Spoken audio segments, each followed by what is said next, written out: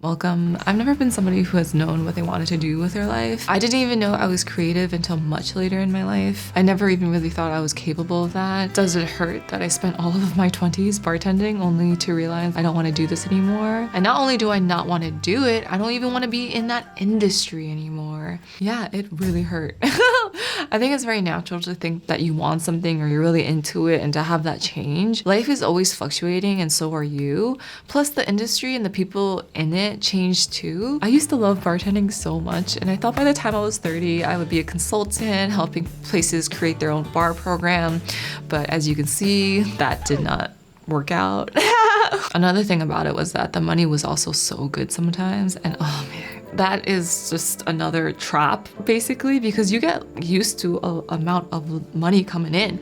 So the thought of having to like not have that kind of money coming in anymore really makes you not want to go outside of your comfort zone. It makes you want to stay despite the fact that you might be really unhappy, because I was depressed for a long time, more than usual.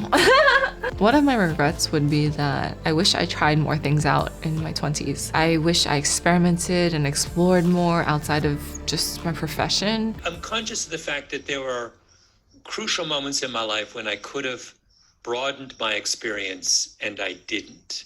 Instead, I chose to stay where I was and burrow deeper. And as I've gotten older, I'm more and more convinced that was the wrong strategy. When you have more exposure to different things, it can really help you figure out what it is you want. That's why I think it's ridiculous that we are required at such a young age to figure out which path we're gonna have to take for the rest of our lives. I've always been that type of person where I need to try things in order for me to learn that I don't like them. In a fascinating study of what leads some comic book creators to be more likely to make blockbuster comics, a pair of researchers found that it was neither the number of years of experience in the field, nor the resources of the publisher, nor the number of previous comics made.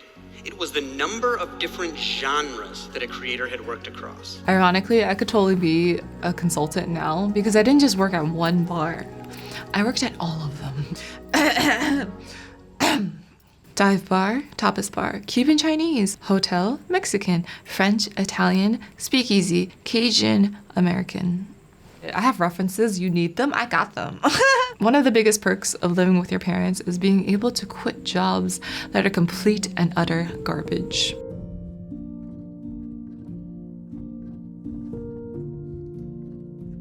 Some of these jobs I had for weeks to months at a time.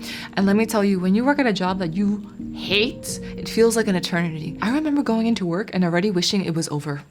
Constantly checking the clock just to see if I was any closer to the end of my shift, and it would only be like 10 minutes and I'm like, oh my God. And then finding any excuse to go to the bathroom, honestly. I can spot a bad job from a mile away now, and I also got really good at job interviews through this whole process of like quitting and finding a new one, a better one. It really helped build my resilience. The biggest lesson I've learned from bartending is that it's all connected. Those years were not for nothing. I've gained experience, social skills, the ability to perform under pressure in front of a crowd of people watching me do my job without me losing my shit. So that very thing from my past, it looked like it was a setback, looked like it was some sort of handicap. Turns out, I'm actually able to use it for what I'm called to do now. So just like you've probably had some sort of setbacks, but if you would, in a way, embrace it, you'll probably find there's more opportunities out there. The only reason I started watching YouTube was because I needed help with my makeup for work. Makeup was a way for me to put on a persona of don't mess with me, because when you look very young behind the bar, people are definitely more likely to try to take advantage of you or try to get one over you. Got into the rosé at brunch, he's gone, so. When dealing with people and alcohol, you need all the armor you can get. Sometimes people needed to be reminded that you call the shots, not them, and that they need to fall back. While also being polite and pleasant, because I am a hospitality professional. I learned how to be assertive and how to stand up for myself, and that's a great feeling. Slowly though, the more I fell into the world of YouTube, I was like getting this new whisper. And the whisper was, maybe we could make videos? At first, of course, I was like, yeah, okay, slow down there, Tiger. I did actually go to college for 1 year of video production, and all I remember is hating it. It was incredibly expensive and it just wasn't worth it to be that miserable. So that experience really added a lot of resistance to me, like even trying YouTube, just because I literally put myself in a box of, I tried making videos, it didn't work out, I hated it. But in reality, it was the context of the situation. I hated school because it involved so much group work. And you know how annoying it is to depend on other people for your grade?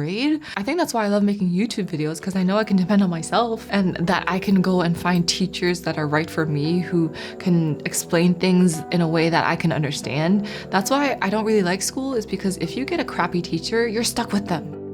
Putting myself in a box has been one of the biggest impediments to my growth. Why do we limit ourselves to what we can and cannot do? Sometimes it really is about the right environment and the right teacher. And that was probably one of the best things about bartending, is that it gave me so much exposure to so many different kinds of people from all walks of life. And that's just something you can't get from behind a desk. Maybe on the phone, but it's different, all right? It's not like face to face and we're having a conversation. The older guests were probably some of my biggest teachers, because I saw who I wanted to become and who I did not.